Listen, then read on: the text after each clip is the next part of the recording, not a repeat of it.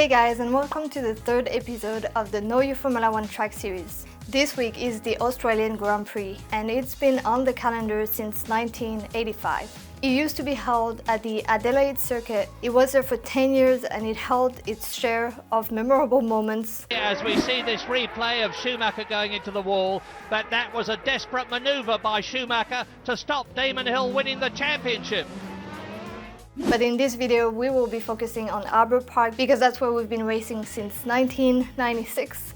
And it should be on the calendar until at least 2037. Albert Park is a 5.3 kilometer circuit and it has 14 corners and 4 DRS zones. It is actually the only track on the calendar with more than 3 DRS zones. The track layout was actually updated in 2021 after the race was off calendar because of COVID for 2 years, and it went from 16 corners to 14 only. Turn 9 and 10 became a fast sweeping right-hander and is not considered really a corner anymore. So with that change and the other 5 corners that were widened on the track, it actually made the lap time a lot faster around the Melbourne circuit. Michael Schumacher used to hold the lap record around this track. From a lap he got in 2004, it was a 1:24.1, but actually with the changes, the track became almost 5 seconds faster. So in 2022, right after the changes were made, Leclerc actually got the fastest lap of a race and it was a 1:20.6. As of today, it is Sergio Perez that holds the fastest lap time with a 1:20.2,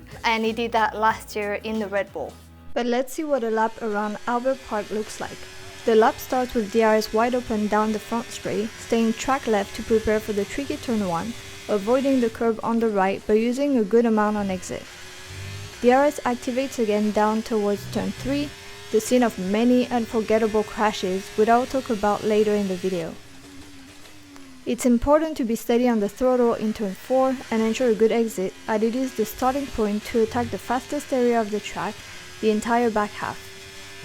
Turn 5 is flat, in qualifying trim at least, and we quickly find ourselves at 6 and 7, one of the corners that was widened in the 2021 renovation. Drivers will have DRS for this long back straight before placing the car very close to the wall on the right to open up the entry for the scary 9-10 kink. The final DRS zone activates here, giving drivers one less place to pass at the now much wider turn 11.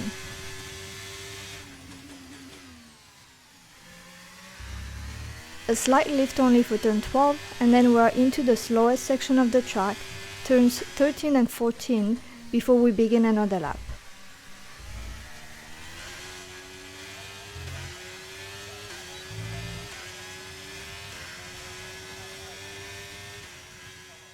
That takes me to the next part of this video, a few fun facts. Going back to Charles Leclerc, he is known for having a lot of pole positions and not being able to convert them into wins. So actually, in 2022, he did what it's called a Grand Slam. So in Australia, he was able to get pole position, win the race, lead every single lap of that race, and also get the point for fastest lap of the race. And that was only done by one other driver in Australia, and it was Michael Schumacher in 2004. So another fun fact is that no Australian driver ever got a podium in Albert Park. Mark Webber took 4th place in 2012. We saw Daniel Ricciardo also take 4th place in both 2016 and 2018, but the only time he could actually have gotten a podium was in 2014, where he finished the race 2nd. He actually went on to celebrating that 2nd position, but he was later disqualified because Red Bull exceeded the maximum rate at which the fuel may flow into the engine. But now, with Piastri on the grid since last year, I have high hopes that this statistic is not going to last much longer. Michael Schumacher holds the record for the most win in Australia with 4 different ones, but it is Hamilton that holds the record of the most pole positions with 8 pole positions in Melbourne. Ferrari remains the most successful constructor in Australia with 13 victories, the last one being in 2022 with Charles Leclerc. Another fun thing to know about this track is, as a street circuit, it has to be rebuilt every year, and they actually dedicate over 2 months into the preparation of the racetrack. The first grandstand goes on 70 days before the race. It is actually a very nice venue because the track is actually around the park and there is the lake in the middle. So now let's talk about a few memorable moments that happened at the Albert Park circuit. The first thing to know is that the safety car probability is 67%. And unfortunately, that makes a lot of the memorable moments around this track be crashes. So let's talk about the first year that we raced in Albert Park. He's actually remembered for Martin Brundle's crash at turn 3. He launched himself into the air after hitting the cars in front of him at the very beginning of the race. Something very similar happened in 2002 when Ralf Schumacher went airborne after hitting the back of Barrichello's car. In 2016, it was Fernando Alonso's turn to have a massive crash after colliding with Gutierrez while trying to make a move on the Haas. Alonso's out of the car. Safety car out. Oh my goodness. Wow. Wow. Good grief. Whoa. Oh my goodness. It has rolled. Did get airborne. Oh, look how far it's gone. This crash was very scary, and actually to this day, it still feels like it was a miracle that he got out of that car completely uninjured and he walked out and the car was literally in pieces. Yeah, it was quite slow in the car, you know, everything that happened, you know, because you are flying and you are bouncing around and you see the sky, then you see the ground, you see the sky, and you know exactly where you are and you keep moving, you want to stop. Then the car stopped. I saw a little space to go out and I said I go out quickly and my mom will watch TV, so I want to be out quite quickly and say that I'm okay, but it was quite a big one. 2008. This race was total chaos. Only 7 drivers finished that race. I think 5 of them were out of the race after turn 1. There is often a lot of crashes at the very beginning when all the cars are together. And also remember that back then there was a lot of reliability issues with the cars, a lot of engine problems. And so out of the 20 drivers, only 7 made it out of the race. I just rewatched the highlights of that race, and if you haven't, I highly recommend watching it because it's actually fairly entertaining. But when Kovalainen went to tear a strip off his visor, he accidentally hit the pit lane speed limiter and allowed Fernando back through. There was 3 safety cars, multiple DNFs, also some pit lane dramas. It was just total chaos.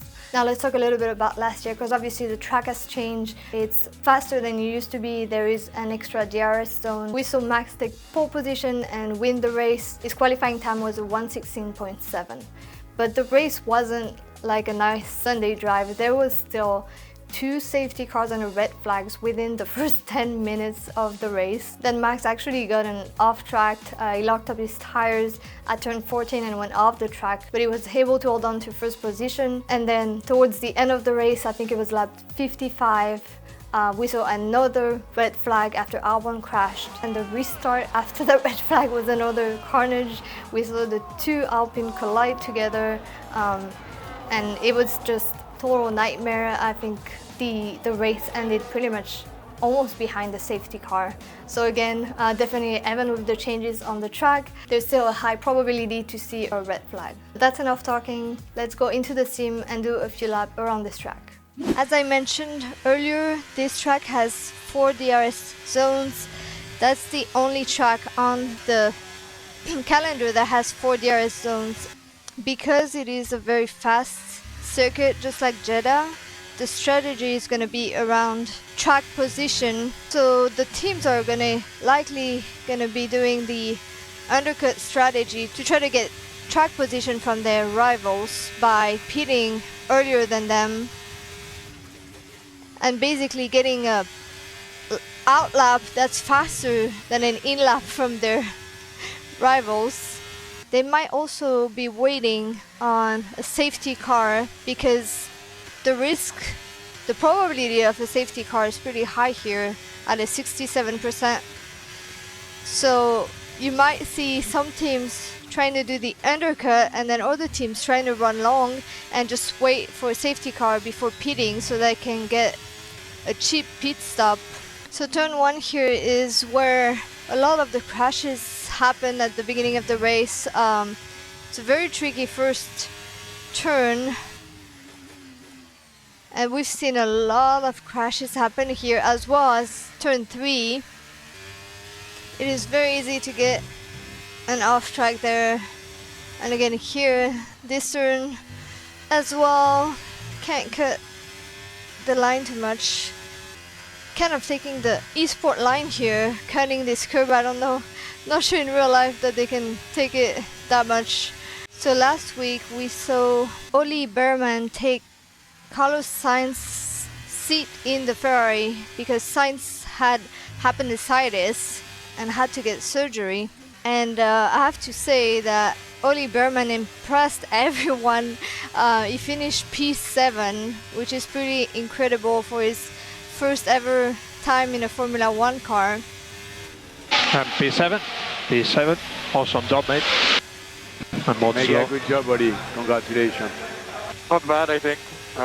Yeah, I would have liked to go a bit longer on that soft at the start because it felt good. Just yeah, difficult to overtake. But no, the car was mega today, so thank you. I really enjoyed it. It was so much fun out there. Thank you, Fred, and everyone for the opportunity. He barely had any time to train, and he did so good. I mean, honestly, Jeddah is not an easy track. It's very demanding, and he did amazing. I mean, he didn't do any huge mistake or anything. So that was really impressive, and a lot of people are saying that he deserves the Ferrari seat for next year. But obviously, you know, Lewis Hamilton will be at Ferrari next year. But I think Ollie Bearman is a very promising young driver.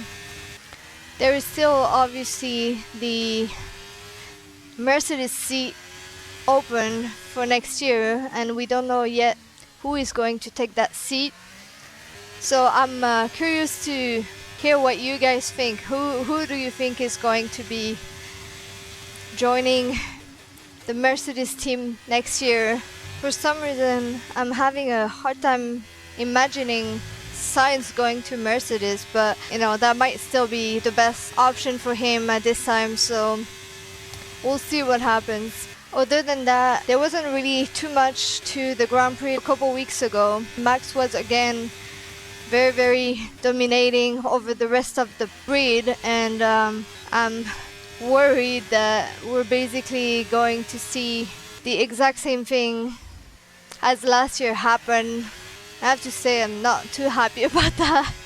I hope that the other teams are gonna be able to be competitive and fight for the win as well, because I don't want to see Max win all the races again this year. I mean, he's a great driver and I'm not taking that from him. He deserves the wins, but it kind of makes the sport a little bit boring to watch, honestly. I don't know if you guys noticed, but look at that, the flag. There's a French flag right here in the grandstand. I think it's probably just a coincidence, but it's pretty funny. Feels like they're rooting for me right now. Alright guys, it's prediction time now. So as every week, I'm gonna ask you guys to give your predictions for the race. Last week, we saw Max take the win, then Sergio Perez and Charles Leclerc in third. So we have 3 winners, and I want to give a shout out to X to the Z, to Tyrone Linden, and to Alex Bernardina for guessing the right predictions. For this week, I'm gonna say that Max is going to finish first again. I'm gonna put Leclerc in second because we saw him take the win in 22, and I want to put Piastri in third because I think he deserves it, and it would be awesome to see the first Australian driver on the podium at Albert Park. So please post your top 3 in the comments below. Please do it before qualifying starts because else it's too easy. And I will give a shout out to whoever get it right in the video for the next race. But until then, if you like watching this video, please give it a like, and don't forget to subscribe to the channel if you don't want to miss any of the episodes of this series. Thank you for watching, and I'll see you in the next one.